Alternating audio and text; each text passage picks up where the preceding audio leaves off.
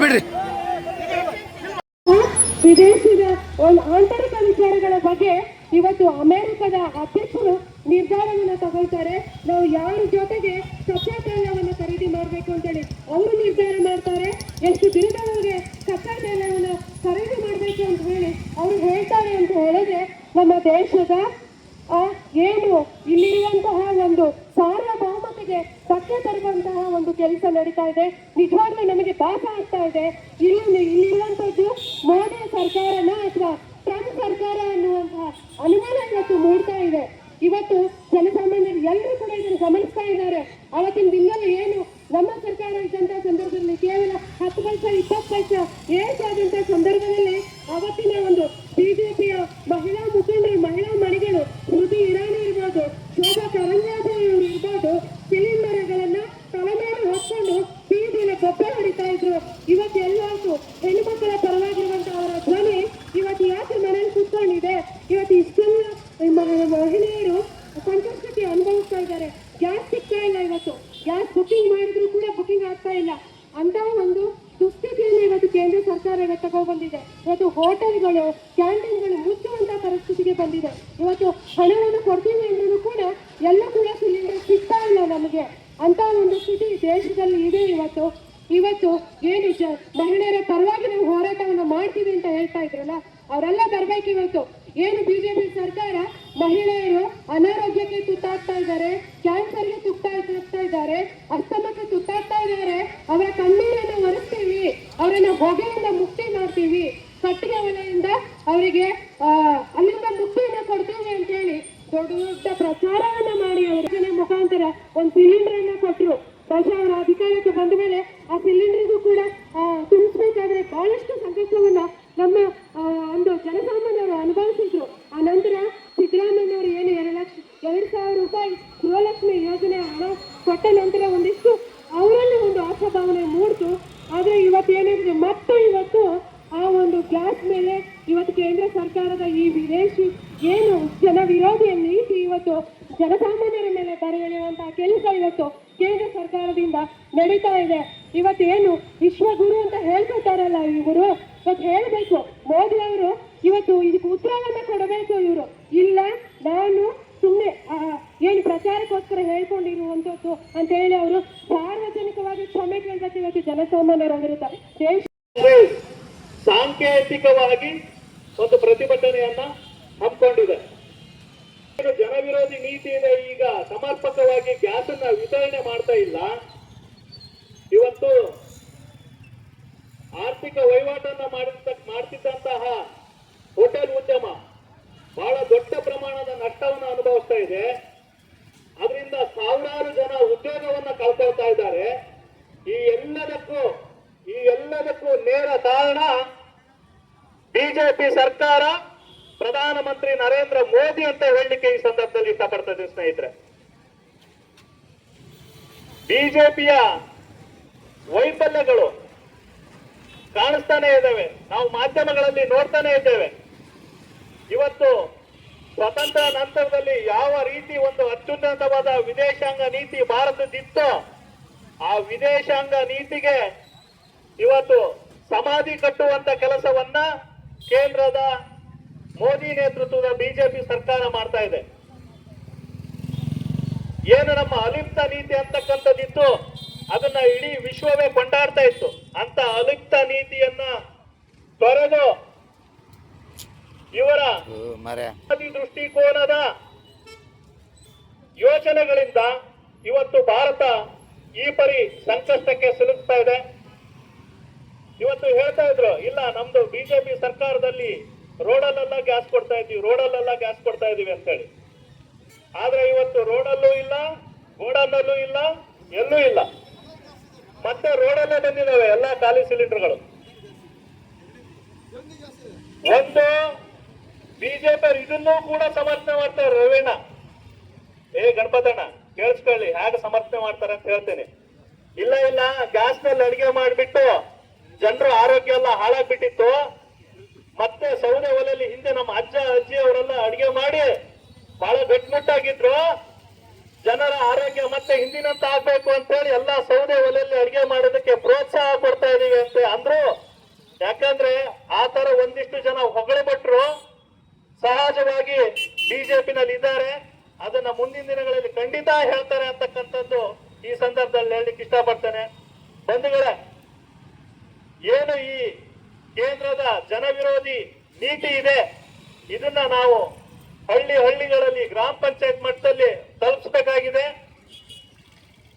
ಇವತ್ತು ಸಮರ್ಪಕವಾಗಿ ಗ್ಯಾಸ್ ಅನ್ನ ಪೂರೈಸುವಂತೆ ಇನ್ನಷ್ಟು ಒತ್ತಡವನ್ನ ಹಾಕಬೇಕಾಗಿದೆ.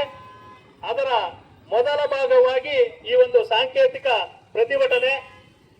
ಇದನ್ನ ತಕ್ಷಣದಲ್ಲಿ ಸರಿಪಡಿಸದೇ ಇದ್ರೆ ಮೋದಿ ನೇತೃತ್ವದ ಬಿಜೆಪಿ ಸರ್ಕಾರದ ವಿರುದ್ಧ ಬೃಹತ್ ಹೋರಾಟವನ್ನ ಮಾಡಬೇಕಾಗುತ್ತೆ ಅಂತ ಎಚ್ಚರಿಕೆಯನ್ನ ಕೊಡ್ತಾ ಈ ಸಂದರ್ಭದಲ್ಲಿ ಮಾತಾಡಲಿಕ್ಕೆ ಅವಕಾಶ ಕೊಟ್ಟ ಸರ್ಕಾರ ಜನ ವಿರೋಧಿ ನೀತಿಯನ್ನು ಅನುಸರಿಸ್ತಾ ಇದೆ. ಇವತ್ತು ಸಿಲಿಂಡರ್ ರೇಟು ಮೊನ್ನೆ ಎಲ್ಲಿ ಆ ಯುದ್ಧದಿಂದ ಜಾಸ್ತಿ ಆಗಿದ್ದಲ್ಲ, ನರೇಂದ್ರ ಮೋದಿಯ ಆಡಳಿತ ವಿಫಲತೆಯಿಂದ ಗ್ಯಾಸ್ ರೇಟ್ ಜಾಸ್ತಿ ಆಗಿದೆ. ಈಗ ಗ್ಯಾಸ್ ಸಿಗ್ತಾ ಇಲ್ಲ. ಎಲ್ಲರೂ ಸಹ ಗ್ಯಾಸ್ ರೇಟ್ ಜಾಸ್ತಿ ಆದ್ರೆ ಜನಸಾಮಾನ್ಯರಿಗೆ ನೇರ ಹೊರೆ ಆಗತ್ತೆ. ನಾವು ಹಿಂದೆ ಪೋಸ್ಟ್ ಆಫೀಸ್ ಸರ್ಕಲ್ ಒಂದು ಪ್ರತಿಭಟನೆ ಮಾಡಿದ್ವಿ GST ಹಾಕಿದಾಗ. ನಮ್ಮ ಜನಸಾಮಾನ್ಯರಿಗೆ ಅರ್ಥನೇ ಆಗಿಲ್ಲ. ಯಾಕಂದ್ರೆ ಅಕ್ಕಿನ ಜಾಸ್ತಿ ಯೂಸ್ ಮಾಡೋದು ಸೌತ್ ಇಂಡಿಯನ್ಸ್. ನಾವು ದಕ್ಷಿಣ ಭಾರತದವರು ಅತಿ ಹೆಚ್ಚು ಅಕ್ಕಿ ಯೂಸ್ ಮಾಡೋದು. ಅದರಲ್ಲೂ ಕರ್ನಾಟಕ, ಆಂಧ್ರ ಪ್ರದೇಶದಲ್ಲಿ ಅತಿ ಹೆಚ್ಚು ಅಕ್ಕಿ ಯೂಸ್ ಮಾಡ್ತೀವಿ. ಇವತ್ತು ಈ GST ಸಹ ಅಕ್ಕಿ ಸಹ ಹಾಕಿದ್ದಾರೆ. ಅನ್ನಕ್ಕೂ ಸಹ ಈ ಕೇಂದ್ರ ಸರ್ಕಾರ GST ಹಾಕಿದವರು ನಾವು ಪ್ರತಿಭಟನೆ ಮಾಡಿದ್ದು. ನಮ್ಮ ಪಕ್ಷ ಜನರ ಜೊತೆ ಇರುತ್ತೆ. ಮುಂದಿನ ದಿನಗಳಲ್ಲಿ ಅತಿ ಘೋರವಾಗಿ ನಾವು ಇದನ್ನ ಪ್ರತಿಭಟಿಸ್ತೀವಿ. ಅವಾಗಲೂ ಸಹ ನಮ್ಮ ಪಕ್ಷದ ಎಲ್ಲಾ ಮುಖಂಡರು ಸಹ ನಮ್ಮ ಪ್ರತಿಭಟನೆ ಪಾಲ್ಗೊಂಡು ನಾವು ಸಹಕರಿಸಬೇಕು ಅಂತ ಹೇಳ್ತಾ ಮಾತಾಡಕ್ಕೆ ಅವಕಾಶ ಪಡೆದು ವಂದನೆಗಳು. ಜೈ ಹಿಂದ್, ಜೈ ಭಾರತ್. ದೇಶದಲ್ಲಿ ಗ್ಯಾಸಿನ ಕೊರತೆ, ಪ್ರತಿ ಮನೆಯಲ್ಲಿ ಕೊರತೆ ಬಿಸಿ ತಟ್ಟಿ. ಯಾಕಂದ್ರೆ ಗ್ಯಾಸ್ ಸುರಕ್ಷಿತವಾಗಿ ಸಿಗ್ತಾ ಇಲ್ಲ. ಗ್ಯಾಸ್ ಅನ್ನೇ ಬಳಸಿ ನಾವೆಲ್ಲ ಏನಾಗಿದೆ, ಹಿಂದೆ ನಾವು ರೈತರು ಹಳ್ಳಿಗಳಲ್ಲಿ ಕಟ್ಟಿಗೆ ಒಲೆಯನ್ನು ಉಪಯೋಗಿಸಿಕೊಂಡು ಬದುಕು ಸಾಗಿಸ್ತಾ ಇದ್ವಿ. ಬಹಳ ಚೆನ್ನಾಗಿತ್ತು ಆ ಬದುಕು. ಇವತ್ತು ಗ್ಯಾಸಿಗೆಲ್ಲ ನಾವು ಮಾರು ಹೋಗಿ ಹಳ್ಳಿ ಮತ್ತು ಪಟ್ಟಣ ಎಲ್ಲ ಮನೆಯಲ್ಲಿ ಬಿಸಿ ತಟ್ಟಿದ್ವಿ. ಇದನ್ನ ನಾವು ತೀವ್ರವಾಗಿ ಖಂಡಿಸ್ತೇವೆ. ಯಾಕಂದ್ರೆ ಕೇಂದ್ರ ಸರ್ಕಾರ ಬಹಳ ಬಡಾಯಿಸ್ತಾರೆ. ದೇಶವನ್ನ ಹಾಕ್ ಮಾಡ್ತೀವಿ, ಹೀಗ್ ಮಾಡ್ತೀವಿ, ಬಡಾಯಿ ಕೊಡ್ತಿದ್ರಲ್ಲಿ ಬಹಳ ಸೂರ್ನವರು. ಆದ್ರೆ ಇವತ್ತು ದೇಶದ ವ್ಯವಸ್ಥೆ ಸರಿ ಮಾಡ್ಬೇಕಲ್ಲ. ನಮಗೆ ಎಷ್ಟು ಬೇಕು, ಹ್ಯಾಕ್ ಬೇಕು, ಹೇಗೆ ಅದನ್ನ ದಾಸ್ತಾನು ಮಾಡಬೇಕು ಅನ್ನೋದನ್ನ ಆಡಳಿತ ಮಾಡುವಂತ ಕೇಂದ್ರ ಸರ್ಕಾರ ಇವತ್ತು ಎಡವಿದೆ. ಎಲ್ಲ ಹಂತದಲ್ಲಿ ಎಡವಿದೆ. ಅನೇಕ ಜನ ಮುಖಂಡರು ಅಲ್ಲಿ ಮಾತಾಡಿದ್ರು, ಇಲ್ಲಿ ನಮ್ಮ ಸೋಮಣ್ಣ ಅವ್ರು ಮಾತಾಡಿದ್ರು. ಎಲ್ಲ ಉದ್ಯಮಗಳು ಒಂದಲ್ಲ, ಹೋಟ್ಲು, ಸಣ್ಣ ಸಣ್ಣ ಉದ್ಯಮಗಳು, PG ಹಾಸ್ಟೆಲ್ಗಳು, ಸರ್ಕಾರದ OBC ಹಾಸ್ಟೆಲ್ ಮತ್ತೆ SC ಹಾಸ್ಟೆಲ್ಗಳು ಎಲ್ಲವೂ ಮುಚ್ಚುವ ಸ್ಥಿತಿಯಲ್ಲಿ ಸರ್ಕಾರಿ ಪ್ರತಿಯೊಂದಕ್ಕೂ ಗ್ಯಾಸ್ ಅವಲಂಬಿತ ಆಗಿದೆ. ಎಲ್ಲವನ್ನೂ ಮುಚ್ಚುವ ಹಂತಕ್ಕೆ ಇವತ್ತು ತಲುಪಿದೆ. ಇವತ್ತು ವೃದ್ಧಾಶ್ರಮದಲ್ಲಿ ಇರುವಂತ ಎಲ್ಲ ಅಲ್ಲಿ ಊಟ ಏನು ದೇವಸ್ಥಾನಗಳಲ್ಲಿ, ವೃದ್ಧಾಶ್ರಮಗಳಲ್ಲಿ ಊಟ ಕೊಡ್ತಾ ಇದ್ರು ಫ್ರೀಯಾಗಿ. ಅಂತ ಊಟಗಳು ಕೂಡ ಇವತ್ತು ಗೊತ್ತಾದ ಸ್ಥಿತಿ ನಮಗೆ ನಿಮಗೆಲ್ಲ ಮಾಹಿತಿ ಇದೆ. ಈಗ ನಾನು ಹೆಚ್ಚು ಮಾತಾಡಲ್ಲ, ಅನೇಕ ಮಾತಾಡಿದ ಆದ್ರೆ ಭಾರತವನ್ನ ಉತ್ತುಂಗ ಕೊಯ್ತೀನಿ. ಯಾವ ಉತ್ತುಂಗ ಕೊಯ್ತಾರ ಅಂತ ನೋಡ್ಬೇಕು. ಟ್ರಂಪ್ ನನ್ನ ಮಿತ್ರ ಅಂತಾರೆ. ಈ ಟ್ರಂಪ್ ಸರ್ವಾಧಿಕಾರಿ. ಈ ಮೋದಿಯವ್ರ ಮಿತ್ರ ಇರಲ್ಲ ಟ್ರಂಪ್. ಸರ್ವಾಧಿಕಾರಿ ಧೋರಣೆ ಮಾಡಕ್ ಹೋಗಿ ಇರಾನ್ ಮೇಲೆ ಯುದ್ಧಕ್ಕೆ ಹೋಗ್ತಾನೆ ಟ್ರಂಪ್. ಯಾಕೆ ಬೇಕಿತ್ತು ಇವನಿಗೆ? ಎಲ್ಲರೂ ದೊಡ್ಡಣ್ಣ ದೊಡ್ಡಣ್ಣ ಅಂತ ಕರೀತಿದ್ರು. ದೊಡ್ಡಣ್ಣ ಅಲ್ಲ, ಸಣ್ಣಣ್ಣ ಆಗಿ ಹೋಗಿದ್ದಾನೆ. ಏನು ಟ್ರಂಪ್ನ ಮುಖ್ಯ ಕೇಂದ್ರಗಳು ಎಲ್ಲ ಏನು ಆಯಿಲ್ ಅವ್ರ ಮೇಲೆ ಇರಾನ್ ಉಡಾಸ್ತಾ ಇದೆ. ಇಸ್ರೇಲ್ ಕೂಡ ನಾವು ಪಾಠ ಕಲಿತಾ ಇದೆ. ಇಸ್ರೇಲ್ ಕೈ ಜೋಡಿಸಿದ್ದಾರೆ ಟ್ರಂಪ್ ಜೊತೆ. ಟ್ರಂಪ್ ದೊಡ್ಡಣ್ಣ ಇದ್ರೆ ನಮಗ್ ಪಾರ್ ಮಾಡ್ತಾರೆ ಅಂತ. ಟ್ರಂಪ್ ದೊಡ್ಡಣ್ಣ ಮುಳುಗ ಹೊತ್ತಲ್ಲಿ ಇಸ್ರೇಲ್ ಉಳಿಸ್ತಾರೆ. ಹಂಗಾಗಿ ಎರಡೂ ದೇಶಗಳು ಇವತ್ತು ಯುದ್ಧ ಸಾರಿ ಇಡೀ ಜಗತ್ತಿಗೆ ಇದು ಮಾರಕ ಅಂತ ನಾನು ಈ ಸಂದರ್ಭದಲ್ಲಿ ಉಗ್ರವಾಗಿ ಖಂಡಿಸ್ತೇನೆ. ಇನ್ನು ಮುಂದಿನ ದಿನಗಳಲ್ಲಿ ಇದಕ್ಕೆ ವಿಶ್ವಸಂಸ್ಥೆ ಮತ್ತೆ ಪ್ರವೇಶ ಮಾಡಬೇಕಾಗ್ತದೆ. ಯಾಕಂದ್ರೆ ಇದು ಪ್ರಪಂಚದ ವಿಚಾರ, ಬರೀ ಒಂದು ದೇಶದಲ್ಲ, ಪ್ರಪಂಚದ ವಿಚಾರ ಬಂದಾಗ ವಿಶ್ವಸಂಸ್ಥೆ ಭಾಗವಹಿಸಬೇಕಾಗ್ತದೆ. ಅವರು ಕೂಡ ಕಣ್ಮುಚ್ಕೋತ ಕಾಣ್ತದೆ. ಇನ್ನಾದ್ರೂ ಈ ಮೋದಿಜಿಯವರು ಟ್ರಂಪ್ ಅವ್ರನ್ನ ಓಲೈಸ್ ಅಂತ ಬಿಡ್ಬೇಕು. ನಮ್ಮ ದೇಶ ನೋಡ್ಬೇಕು. ಇವರು ಟ್ರಂಪ್ ನೋಡೋದಲ್ಲ. ನಮ್ಮ ದೇಶ ಭಾರತ ಏನಾಗಿದೆ, ಭಾರತದ ಜನಸಂಖ್ಯೆಯ ಸಮಸ್ಯೆ ಏನಾಗಿದೆ, ಭಾರತದ ನಾಗರಿಕರ ಪರಿಸ್ಥಿತಿ ಏನು, ಭಾರತದಲ್ಲಿರುವಂತ ಅಸಂಖ್ಯಾತ ಬಂಧುಗಳ ಪರಿಸ್ಥಿತಿ ಏನಾಗಿದೆ ಅನ್ನೋದನ್ನ ಮೋದಿ ಆಲೋಚನೆ ಮಾಡಿದ್ರು. ಟ್ರಂಪ್ ವಿಚಾರ ಅಲ್ಲ. ಬಿಟ್ಟಾಕಿ ನಿಮ್ ಟ್ರಂಪ್ ಅನ್ನ ಎಂತ ಸುಡ್ಗಾಡಿ ಬರ್ತಾರ ಅವನು ಟ್ರಂಪ್. ಅವ್ರಿಗೆ ಏನೋ ಒಂದು ಕಡಿಮೆ ಆಗಿತ್ತು, ಇವತ್ತು ಉಡಾಸಕ್ಕೆ ಹೋಗಿ ಎಲ್ಲ ಸಿಕ್ಕಾಕಿದ್ದು ಎಲ್ಲರೂ ಓಡಾಡ್ತಾ ಇದ್ರೆ ಆ ಬಿಸಿ ಇವತ್ತು ರಾಜ್ಯ ಮಟ್ಟಕ್ಕೆ, ತಾಲೂಕು ಮಟ್ಟಕ್ಕೆ, ಹಳ್ಳಿ ಮಟ್ಟಕ್ಕೆ ಎಲ್ಲರಿಗೂ ತಟ್ಟಿದೆ. ನಮ್ಮ ಮನೆ ವಿಚಾರ, ನಮಗೆ ಗ್ಯಾಸಿನ ಕೊರತೆ ಇವತ್ತು ಅನೇಕ ಜನರಿಗೆ ಆಗಿದೆ. ನಾವು ಹೇಳ್ಕೊಳ್ತಾ ಇಲ್ಲ ಅಷ್ಟೇ. ಗ್ಯಾಸಿಗೆ ಹೋದ್ರೆ ಹಿಂದೆ 27 ದಿನ ಕೊಡೋರು, ಇವತ್ತು 40-45 ದಿನ ಒಂದು ಗ್ಯಾಸ್ ಬುಕ್ ಮಾಡಿದ್ರೆ 45 ದಿನದೊಳಗೆ ನಿಮಗೆ ಗ್ಯಾಸ್ ಸಿಗಲ್ಲ. ಆ ಒಂದೇ ಗ್ಯಾಸ್ ನೀವು ಏನ್ ಮಾಡ್ತೀರ ಅವಾಗ ಕಷ್ಟ. ಆ ರೀತಿಯ ಇಡೀ ದೇಶಾದ್ಯಂತ ಜನ ಸಂಕಷ್ಟದಲ್ಲಿರುವ ಸಂದರ್ಭದಲ್ಲಿ ನಾವು ತಾಲೂಕು ಕಾಂಗ್ರೆಸ್ ವತಿಯಿಂದ ಇವತ್ತೊಂದು ಪ್ರತಿಭಟನೆಯನ್ನ ಕೇಂದ್ರ ಸರ್ಕಾರ ಬರುತ್ತಾ. ಯಾಕಂದ್ರೆ ಇದನ್ನ ಸರಿಪಡಿಸುವ ಹೊಣೆಗಾರಿಕೆ ಕೇಂದ್ರ ಸರ್ಕಾರಕ್ಕಿದೆ. ಇವತ್ತು ನಮ್ಮ ಮುಖ್ಯಮಂತ್ರಿಗಳು ಹೇಳಿದ್ದಾರೆ, ದಿನಕ್ಕೆ ಇಷ್ಟು 50,000 ಸಿಲಿಂಡರ್ಗಳು ಬೇಕಾಗುತ್ತೆ ಅನ್ನೋದನ್ನ ಕೇಳಿದ್ದಾರೆ. ಅದಕ್ಕೆ ಕೇಂದ್ರ ಸರ್ಕಾರ ಇವತ್ತು ಮೋದಿಯವರು ಈ ನಮ್ಮ ದೇಶದ ಸಮಸ್ಯೆಯನ್ನ ಹೆಚ್ಚು ಗಮನ ಹರಿಸಿ, ನೀವು ದೊಡ್ಡ ಪ್ರಪಂಚದ ಭೂಗೋಳದಲ್ಲಿ ಬರೋದು ಬೇಡ, ನಮ್ಮ ಭಾರತ ದೇಶಕ್ಕೆ ಪ್ರಧಾನಿಗಳಾಗಿ ಒಂದು ಜನರ ಸಂಕಷ್ಟವನ್ನ ಬಗೆಹರಿಸಲಿ ಅಂತೇಳಿ ಈ ಮೂಲಕ ನಾನು ಮೋದಿ ಅವರನ್ನು ಒತ್ತಾಯ ಮಾಡ್ತೇನೆ.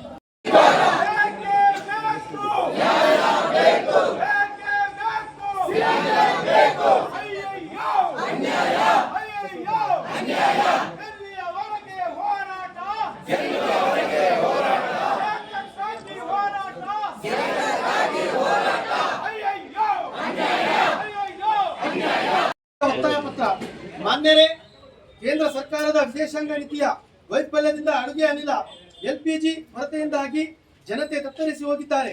ಹೋಟೆಲ್ಗಳು, ರೆಸ್ಟೋರೆಂಟ್ಗಳು, ರಸ್ತೆ ಬದಿ ಆಹಾರ ಮಾರಾಟಗಾರರು, ಗೃಹ ಬಳಕೆಗಾರರು ಯುವ ತೊಂದರೆ ಒಳಗಾಗಿದ್ದಾರೆ. ಗೃಹ ಬಳಕೆ ಸಿಲಿಂಡರ್ಗಳು ಸುರಕ್ಷಿತವಾಗಿ ದೊರೆಯುವಂತಾಗಬೇಕು. 19 kg ವಾಣಿಜ್ಯ ಕಮರ್ಷಿಯಲ್ ಸಿಲಿಂಡರ್ಗಳು ಮುಕ್ತವಾಗಿ ಸಿಗುವಂತಾಗಬೇಕು. ಮಾನ್ಯ ಮುಖ್ಯಮಂತ್ರಿಗಳಾದ ಸಿದ್ದರಾಮಯ್ಯನವರು ಜನರ ಅಗತ್ಯ ಅನುಸಾರ ದಿನಕ್ಕೆ 50,000 ಕಮರ್ಷಿಯಲ್ ಸಿಲಿಂಡರ್ಗಳು ರಾಜ್ಯಕ್ಕೆ ಒದಗಿಸಬೇಕೆಂದು ಕೇಂದ್ರ ಸರ್ಕಾರವನ್ನು ಕೋರಿದ್ದಾರೆ. ಅಗತ್ಯ ಸರಿಯಾಗಿ ಒದಗಿಸಬೇಕಾಗಿ ಜನತೆಯ ಪರವಾಗಿ ತಮ್ಮನ್ನು ಕೋರುತ್ತೇವೆ.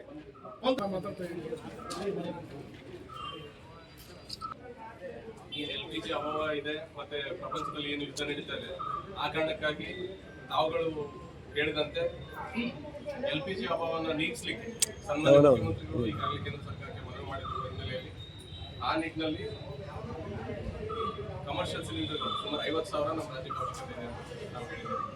ಆ 50,000 ಸಿಲಿಂಡರ್ಗಳನ್ನ ಒದಗಿಸಲಿಕ್ಕೆ ಕೇಂದ್ರ ಸರ್ಕಾರಕ್ಕೆ ಮನವಿ ಮಾಡಿದ್ದಾರೆ. ಅದೇ ರೀತಿ ನಮ್ಮ ಒಂದು ಮನವಿಯನ್ನು ಕೂಡ ಕೇಳಿರೋ ಹಿನ್ನೆಲೆಯಲ್ಲಿ ನಾವು ಕರ್ನಾಟಕದ ಮಾನ್ಯ ಪ್ರಧಾನಮಂತ್ರಿಗಳಿಗೆ, ಮಾನ್ಯ ಜಿಲ್ಲಾಧಿಕಾರಿಗಳ ಮುಖಾಂತರ ಈ ಮನವಿಯನ್ನ ರವಾನಿಸ್ತೀವಿ. ಅದು ನೀವೆಲ್ಲರೂ ಸಹಕಾರ ನೀಡಿದ್ರೆ ಅದನ್ನ ಇನ್ನೂ ಎತ್ತರಕ್ಕೆ ತಗೊಂಡೋಗಿ ಅದರಲ್ಲಿ ನ್ಯಾಯದಾನ ಮಾಡ್ತಕ್ಕಂಥ ಇದು ಮಾಡ್ಬೋದು. ಹೌದಲ್ಲ? ನಾವು ಕೂಡ ಅಲ್ಲಿ ನಿಮ್ಮ ಸೇವೆಯಲ್ಲೇ ನಿರತರಾಗಿರ್ತೀವಿ. ದಯಮಾಡಿ ತಮ್ಮಿಂದ ಸಹಕಾರ. ಸಾಗರದಲ್ಲಿ ಕೊರತೆ ಇದೆಯಲ್ಲ, ಅದ್ರ ಬಗ್ಗೆ ಹೇಳಿ ಸರ್. ಈಗ ಸಾಗರ ತಾಲೂಕು ಆಡಳಿತ ಹೇಳಿ ಮಾತಾಡ್ತೀನಿ. ತಾಲೂಕು ಆಡಳಿತ ಸಾಗರದಲ್ಲಿ ಕೊರತೆ ಆಗ್ತಾ ಇದೆ, ಅದ್ರ ಬಗ್ಗೆ ಹೇಳಿ ಸರ್. ನಾವೇ ಹೇಳಿದ್ವಿ, LPG ಸಿಲಿಂಡರ್ ಕಮರ್ಷಿಯಲ್ ಅಲ್ಲಿ ಕಡಿಮೆ ಆಗಿದೆ, ಕೊರತೆ ಇದೆ ನಾವು ಅದ್ರ ಬಗ್ಗೆ ಮಾತಾಡ್ತೇವೆ.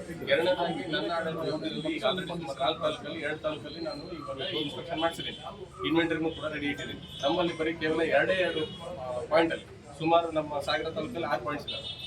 6 ಪಾಯಿಂಟ್ಸ್ ಅಲ್ಲಿ ಈ LPG ಪ್ರೊವೈಡ್ ಮಾಡ್ತಕ್ಕಂಥ ಅದರಲ್ಲಿ 2 ಪಾಯಿಂಟ್ ಅಲ್ಲಿ ಮಾತ್ರ ನಮಗೆ ಕಮರ್ಷಿಯಲ್ ಸಿಲಿಂಡರ್ಸ್ ಇದ್ದಾವೆ. ಅದನ್ನು ಕೂಡ ಅವ್ರಿಗೆ ಬಿಲ್ಲು ಆಗಲ್ಲ, ನಾವು ಕೊಡ್ಲಿಕ್ಕೂ ಕೂಡ ನಿರ್ಧಾರ ಕೊಡದೇ ಇರೋದಕ್ಕೆ ಮಾನ್ಯ ಜಿಲ್ಲಾಧಿಕಾರಿಗಳು ಮೊನ್ನೆ 18ನೇ ತಾರೀಕು ಮೀಟಿಂಗ್ ಮಾಡಿ ನಿರ್ಧಾರ ತಗೊಂಡಿದ್ದಾರೆ. ಸಾಹೇಬರು ಏನ್ ನಿರ್ಧಾರ ತಗೊಂಡಿದ್ದಾರೆ ಅದನ್ನ ನಾವು ಅನುಷ್ಠಾನ ಮಾಡ್ತಾ ಇದ್ದೀವಿ. ಅದನ್ನ ಬಿಟ್ಟು ಹೊರತಾಗಿ ಈಗ ನೋಡಿ ನಮ್ಮ ಸಾರ್ವಜನಿಕ ಆಸ್ಪತ್ರೆ, ನಮ್ಮ ಇದು ಮಕ್ಕಳು ಏನು ಆ ತರದಲ್ಲಿ ಏನಿದೆ ಆ ತರದಲ್ಲಿ ಕೊಡ್ಲಿಕ್ಕೆ ವ್ಯವಸ್ಥೆ ಮಾಡ್ಕೊಂಡಿದ್ದೀವಿ. ಅದನ್ನ ಬಿಟ್ಟು ಏನೇ ಎಸೆನ್ಷಿಯಲ್ ಎಮರ್ಜೆನ್ಸಿ ಅಂತಕ್ಕಂಥದ್ದು ಏನಿದ್ರು ಕೂಡ ನಮ್ಮ ಕಚೇರಿ ಕದಗಳು ಯಾವಾಗಲೂ ಓಪನ್ ಆಗಿರ್ತದೆ. ದಯಮಾಡಿ ತಾವು ಬರ್ಬೋದು, ಸೇವೆ ಪಡ್ಕೊಂಡು. ಧನ್ಯವಾದಗಳು.